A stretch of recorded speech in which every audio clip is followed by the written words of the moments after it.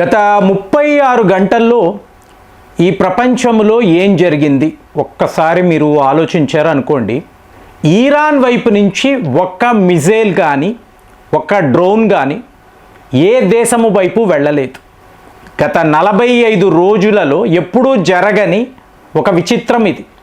Iran వాళ్ళు ఎవరి మీద దాడులు చేయలేదండి.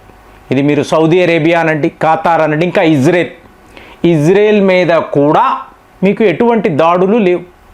మరి మీరు గమనించారనుకోండి, లాస్ట్ 36 అవర్స్ డొనాల్డ్ ట్రంప్ గారు మన భారత ప్రధాని నరేంద్ర మోదీ గారికి ఫోన్ చేసి మాట్లాడుతున్నారు.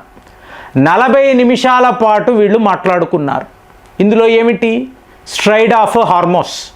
సో దీనిని ఓపెన్ చెయ్యాలి, ఎప్పటిలాగే మీకు ఈ ఓడలు వెళ్ళాలి రావాలి, ఇది ఫస్ట్ విషయం. అలాగే comprehensive strategic agreement.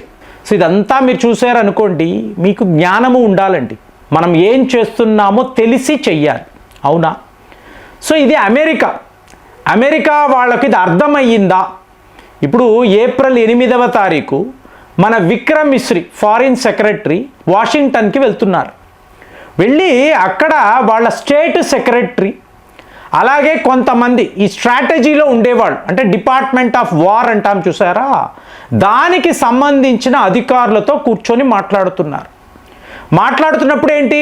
Total analysis, Bharat America Israel Iran యుద్ధాన్ని ఎలా చూస్తుంది, మీకు సొల్యూషన్ కావాలి అంటే మీరు ఏం చెయ్యాలి. ఇప్పుడు అమెరికా ఒక సూపర్ పవర్ కంట్రీ అండి, ఇందులో ఏమైనా డౌట్ ఉంటుందా? ఎవరికీ ఉండదు. సో ఇప్పుడు దీన్ని, ఈ క్యాపబిలిటీని మీరు కాపాడుకోవాలి అనుకోండి, మీరు ఏం చెయ్యాలి? ఇదే మాట్లాడుతున్నాం. ఇప్పుడు ఇరాన్ మీద యుద్ధము అన్నప్పుడు పిచ్చుకపై బ్రహ్మాస్త్రము వేస్తారా? ఎవరైనా వెయ్యరు కదా. ఇరాన్ చిన్న దేశం, వాళ్ళ ఎయిర్ ఫోర్స్ అనండి, వాళ్ళ నేవల్ ఫోర్స్, సైన్యము అంతా చాలా లిమిటెడ్. అదే నువ్వు ఎవరు? 80 దేశాలలో 750 మిలిటరీ బేసులు కలిగిన ఒక అగ్రరాజ్యం. నువ్వు వెళ్ళి వాడి మీద యుద్ధము చేయడం ఏంటి? సో ఇప్పుడు ప్లాన్ ఏమిటి? ఇరాన్ కాదండి టార్గెట్, చైనా, అంతే కదా. మీరు మైక్రో లెవెల్లో వెళ్ళారు అంటే మీ ప్లాన్ అంతా కూడా సెకండ్ పొజిషన్లో ఉండే చైనాను దెబ్బ కొట్టాలి. దీనికి ఇరాన్ యుద్ధము అంటున్నారు. ఎందుకు? ఇజ్రాయెల్ వాళ్ళకి, ఇజ్రాయెల్ కూడా చిన్న దేశము. సో ఇజ్రాయెల్ ఇరాన్ యుద్ధము చెయ్యవచ్చు, కానీ అమెరికా ఇరాన్ యుద్ధము చెయ్యకూడదు, అంతే కదా. సో అలాంటప్పుడు మీరు ఏం చేస్తున్నారు? ఇండైరెక్ట్గా చైనాను టార్గెట్ చేస్తున్నారు. అంటే మనము అమెరికాను ఎన్లైటన్ చేస్తున్నామండి. మోదీ గారు 40 నిమిషాలు మాట్లాడుతున్నప్పుడు ఈ ప్రోస్ అండ్ కాన్స్ అనండి, పెర్మ్యుటేషన్స్, కాంబినేషన్స్ అనండి, వీటిని మాట్లాడుతున్నప్పుడు మీరు ఏం చెయ్యాలి, ఏం చెయ్యకూడదు, ఒక క్లారిటీ ఉండాలి కదా. మరి దీన్ని వీళ్ళు ఒప్పుకున్నారా లేదా? ఇప్పుడు మోదీ గారు ట్రంప్ గారికి చెప్పారు, అవునండి, లేదు, కుదరదండి, ఏదో ఒకటి చెప్తాడు కదా. సో ఇప్పుడు మీకు విక్రమ్ మిశ్రీ గారు అక్కడ వాషింగ్టన్లో మాట్లాడినప్పుడు ఎస్ ఆర్ నో అవ్వచ్చు. కానీ దీన్ని మీరు ఎలా పసిగడతారంటే 36 అవర్స్లో మీకు వార్ సీజ్ ఫైర్ అన్నారండి, వితిన్ అవర్స్ మళ్ళీ దాడులు జరిగాయి కదా. మరి ఇప్పుడు ఏమైంది? ఎందుకు ఒక్క మిజైల్ కూడా ఇరాన్ వైపు నుంచి వెళ్ళడం లేదు? ఇజ్రాయెల్ వాళ్ళు ఏం చేస్తున్నారు? ఇజ్రాయెల్ కూడా బైండ్ ఓవర్ అయిపోయి ఉన్నారండి. దీన్నే స్ట్రాటజీ, వ్యూహము అంటాం. సో మీకు మ్యాక్రో లెవెల్ నుంచి మైక్రో లెవెల్ దాకా మీరు ఎలా దీన్ని అప్రోచ్ అవుతున్నారు మీకు తెలిసి ఉండాలి. తెలియకపోతే మీరు పప్పులో కాలేస్తారు. సో ఇప్పుడు ఏమైందో చూడండి. నిన్న మాట్లాడేమో మలాకా స్ట్రైడ్ అని అంటున్నాం. మలాకా స్ట్రైడ్ వద్ద 15 వార్షిప్స్, క్వాడ్ గ్రూప్, అలాగే ఇండోనేషియా లాంటి దేశముతో మీరు డిఫెన్స్ ఒప్పందాలు వేసుకుంటున్నారు. ఇదంతా మీరు చూసారనుకోండి, చైనాను కట్టడి చేయడమే. మరి చెయ్యగలిగారా?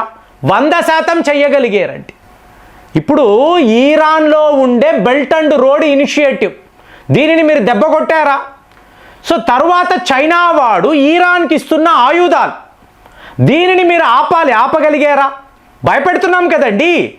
భారత్ స్ట్రాటజీలో పాకిస్తాన్ కాదు, చైనాను మనము ఏదో ఒక రకంగా ఆపగలగాలి. పెద్ద దేశం, మనకన్నా ఆయుధాలు ఎక్కువ, మీకు సైన్యము ఎక్కువ, కాబట్టి ముందు చైనాను ఫిక్స్ చెయ్యాలి. ఇప్పుడు అమెరికా ఇదే ఆలోచనలో ఉంది, మనము కూడా ఇదే ఆలోచిస్తున్నాం. పాకిస్తాన్తో యుద్ధము అంటే 4 రోజుల్లో అయిపోతుందని మనం చెప్తున్నాం. చెప్పడం కాదు, ప్రూవ్ చేశాం. ఇంకా అవసరమైతే ఇంకొక 2 రోజులు. సో మన దగ్గర ఎలాంటి ఆయుధాలు ఉన్నాయో ప్రపంచానికి తెలుసు. ఇందులో పాకిస్తాన్ అనబడే దేశము 4 డేస్లో మీకు ధ్వంసం అయిపోతుంది. కాబట్టి అది కాదండి. చైనా మనతో ఫ్రెండ్షిప్ అంటాడు, వెనుక నుంచి జిత్తుల మారితనం. ఇది చైనాకు వాడి బ్లడ్లోనే ఉండే బుద్ధి. సో ఇప్పుడు మనం ఏం చేయాలి? అమెరికాను ఒక అస్త్రములా వాడాలి. అమెరికా మనల్ని వాడాలి అనుకుంటారు, కానీ మనం ఏం చేయాలండి? అమెరికాను వాడుకోవాలి. ఇదే జరిగింది. విక్రమ్ మిశ్రీ అనండి, జైశంకర్ గారు అనండి, మోదీ గారు మాట్లాడుతున్నప్పుడు నీ పని ఏమిటి? స్ట్రైట్ ఆఫ్ హార్మాస్ నుంచి చైనాకు వెళుతున్న ఓడలను ఆపు. ఇదే కదండి బ్లాకేడ్ ఇవాళ మాట్లాడేది. అంటే ఆయుధాలు ఇరాన్లోకి వెళ్ళకూడదు. At the same time China వాడి ఆయిల్స్ మీకు చైనా దాకా చేరకూడదు, మధ్యలోనే ఆపేయాలి. మళ్ళీ ఇక్కడ స్ట్రైట్ ఆఫ్ మలాకా వద్ద తీవ్ర స్థాయిలో వాడి మీద ఒత్తిడి. ఇది క్వాడ్ గ్రూప్ ద్వారా జరగవచ్చు, లేదా ఇండోనేషియా వద్ద మీకేంటండి డిఫెన్స్ ప్యాక్ట్. మీకు అమెరికా యొక్క యుద్ధ విమానాలు ఎనీ టైం ఇండోనేషియాలోకి రావచ్చు, ఈ గగనతలములో తిరగవచ్చు. సో ఇది వాళ్ళు ఒప్పుకున్నారా? స్పెషల్ పర్మిషన్ అడుగుతున్నారా? తరువాత ఇప్పుడు మీకు అమెరికా వాళ్ళు ఒత్తిడి చేస్తే ఇండోనేషియా కాదు అనగలదా అండి? ఇంపాసిబుల్ కదా. సో అదంతా ఉత్తి మాటలు. కానీ చైనాను మీరు ఆపగలిగారు అనుకోండి. ఇప్పుడు ప్రతి వాళ్ళు మాట్లాడుతున్నది డొనాల్డ్ ట్రంప్ స్ట్రైట్ ఆఫ్ హార్మాస్ వద్ద బ్లాకేడ్ అని అన్నాడండి. మరి రష్యా నుంచి వస్తున్న ఈ చమురు భారత్ దాకా రావాలి కదా, దానిని కూడా వీళ్ళు ఆపగలరు కదా. అంటే దీనికి కావలసిన ఏర్పాటు 3 వారాల క్రితమే మనం చేసేసాం. వ్లాడివోస్టాక్ నుంచి సౌత్ చైనా సీ, చెన్నై దాకా ఈ రూట్ అనేది మనం యాక్టివేట్ చేసేసామండి. సో మనకు తెలుసు ఏం జరగబోతుందో. ఇదంతా ముందే ఊహించి రష్యా ఆయిల్స్ మీకు ఫ్రీగా భారత్ దాకా రావాలండి. మీకు 2 మనము కొనాల్సిన అవసరం ఉందండి, ఖచ్చితంగా కొనాలి.